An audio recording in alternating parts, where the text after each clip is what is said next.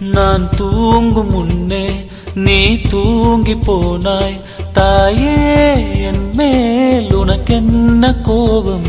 கண்ணான கண்ணே, என் தெய்வ பெண்ணே, கண்ணில் தூசி நீ ஊத வேண்டும். ஐயோ ஏன் இந்த சாபம் எல்லாம் என்றோ நான் செய்த பாவம்.